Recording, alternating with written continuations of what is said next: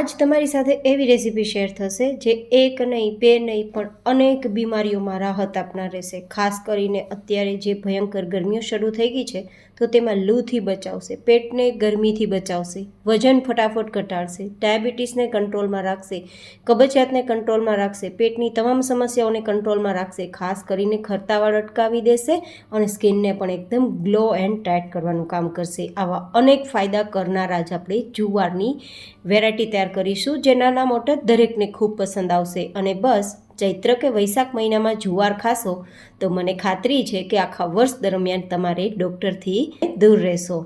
તો ચાલો આજની જુવારની સ્પેશિયલ ખીચડી બનાવવાની રેસીપી શરૂ કરીએ. તો જેમના માટે મેં 1 કપ જેટલી જુવાર લીધી છે, તેને ઓવરનાઇટ પાણીમાં પલાળીને રાખી હતી. મતલબ 1 રાત અથવા 10થી 12 કલાક પલાળવાની, જેથી દાણો બરાબર સોફ્ટ થઈ જાય. હવે આપણે તેને 2 ગ્લાસ જેટલા પાણીમાં લઈ લેશું અને કુકરમાં ઉમેરી અને થોડી સીટી કરી લેશું, જેથી દાણા એકદમ મેશ થાય તેવા બોઇલ થઈ જાય. હવે બસ 2 થી 3 ચપટી જેટલું નમક અને 2-3 ચપટી જેટલી હળદર ઉમેરી દઈશું સારા કલર માટે. અને આમ પણ હળદર છે એન્ટીસેપ્ટિક એન્ડ એન્ટીબેક્ટેરિયલ હોય છે, તો આપણા શરીરમાં ફાયદા જ ફાયદા થાય છે. હવે મીડિયમ ટુ લો ગેસની ફ્લેમ પર 5 સીટી સુધી તેને બાફીશું. ત્યાં સુધીમાં મરચાં, ટમેટું, 1 નંગ કેરી, 2 નંગ ડુંગળી અને જો ગાજર મળે તો તે અને આદુનો ટુકડો લઈ સમારી લઈશું. અહીંયા તમારી પાસે જે શાકભાજી હોય તે લઈ શકો, તમને પસંદ હોય તે લઈ શકો. જે ના ખાતા હોય તેને તમે સ્કીપ કરી શકો છો.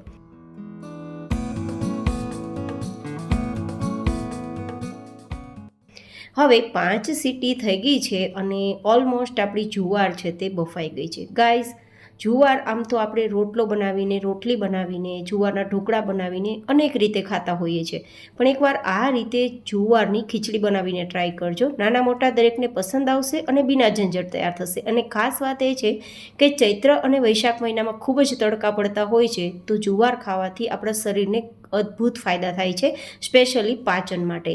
તો ખાસ ખાવું જોઈએ. અને જે લોકો વજન ઘટાડવા માગે છે, ડાયાબિટીસને કંટ્રોલમાં લેવા માગે છે, કોલેસ્ટ્રોલને કંટ્રોલમાં લેવા માગે છે, હૃદયને મજબૂત કરવા માગે છે, ખરતા વાળને અટકાવવા માગે છે અને સ્કિનને ગ્લો કરવા માગે છે, તેમના માટે તો બેસ્ટ રેસીપી રહેશે. દરરોજ ભાવશે પણ અને ખાશો તો તમને ફાયદા થશે પણ. તો હવે અહીંયા હું બટરમાં ખીચડી તૈયાર કરવા માટે થોડું બટર ગરમ કરીશું. તેમાં જીરું અને લીલા મીઠા લીમડાના પાન, થોડા તીખાસ માટે આપણે જે મરચાં લીધા છે તેના ટુકડા ઉમેરી દઈશું. ધેન આપણે જે ડુંગળી લીધી છે ને તેની મેં સ્લાઇસમાં કટ કરી છે. ડુંગળી ખાસ ગરમીમાં ખાવી જોઈએ, તમારા હૃદયને મજબૂત કરવા માટે, લોહીને પાતળું રાખવા માટે, બીપી હોય તેમના માટે બેસ્ટ છે.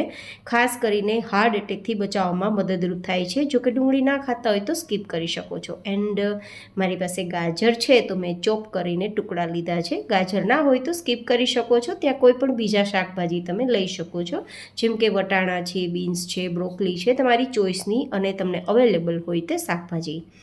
આ રીતે આપણે સાતળી લઈશું. હવે કેરીના ટુકડા, કેરી છે કાચી છે, ડાયાબિટીસમાં પણ લઈ શકાય, ગરમીમાં પણ લઈ શકાય અને વિટામિન સીનો ખજાનો પૂરા શરીર માટે બેસ્ટ કામ કરે છે. સાથે 1 નંગ જેટલું ટમેટું લીધું છે, તે થોડું આદું લીધું છે, તેને ગ્રેટ કરી લેશું. અહીંયા બધી જ સામગ્રી મેં તેલ વગર તૈયાર કરી છે, વધારે હેલ્ધી આ પ્રોપર્ટીઝ આપવા માટે. જો કે તમે એકદમ લાઇટવેટ તેલમાં પણ આ તૈયાર કરી શકો છો.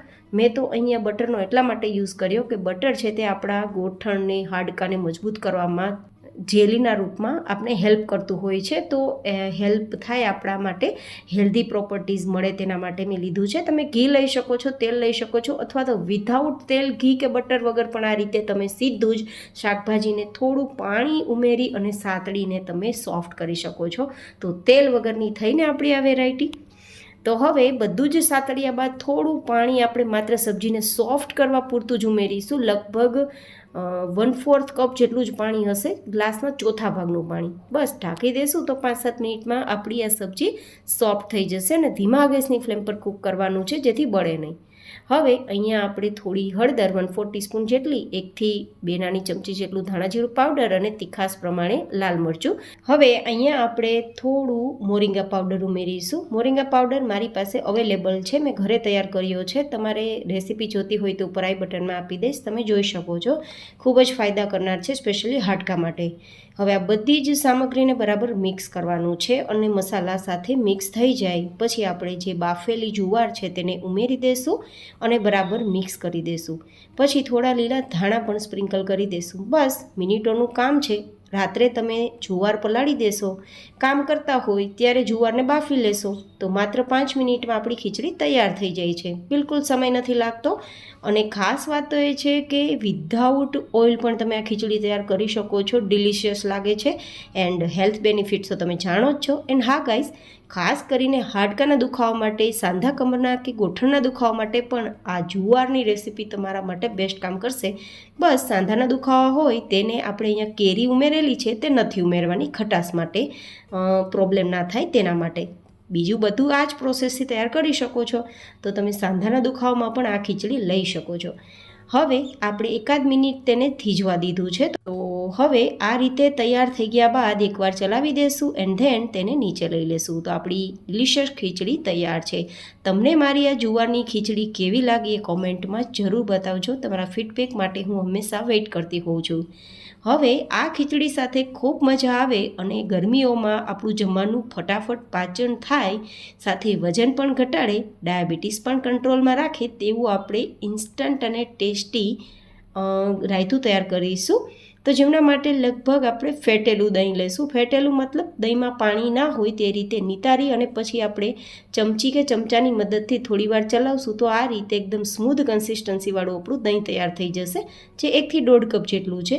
હવે સ્પેશિયલ એક ચટણી તૈયાર કરી લઈશું જે ડાયજેશનમાં બેસ્ટ કામ કરશે. તો તીખાસ પ્રમાણે મરચું અને થોડો ટુકડો આદું હોય તેના નાના ટુકડા કરીને લેશું. થોડો ફુદીનો લેશું જે આપણા પેટને ઠંડક તો આપશે, રિફ્રેશ તો કરશે જ, પણ સાથે સાથે આપને અંદરથી ઠંડક પણ આપશે અને જમવાનું ફટાફટ પાચન કરશે.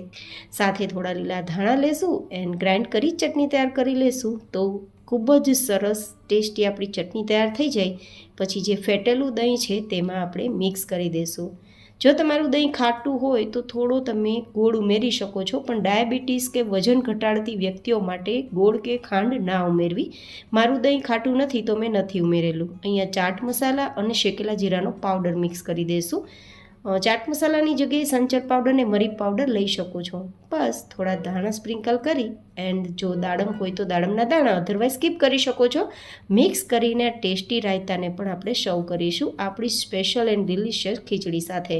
તમે કદાચ બંને ટાઈમ બપોરે અને સાંજે આ ખીચડી ખાશો તો ફટાફટ વજન ઘટશે, ડાયાબિટીસ કંટ્રોલમાં આવશે અને તમામ સમસ્યાઓનું સમાધાન થશે. માત્ર ચૈત્ર વૈશાખ 2 મહિના તમે વીકમાં 2 વાર જો આ વસ્તુઓ ખાઈ લીધી તો મને ખાતરી છે કે દવાખાને તમારે ક્યારેય નહીં જવું પડે.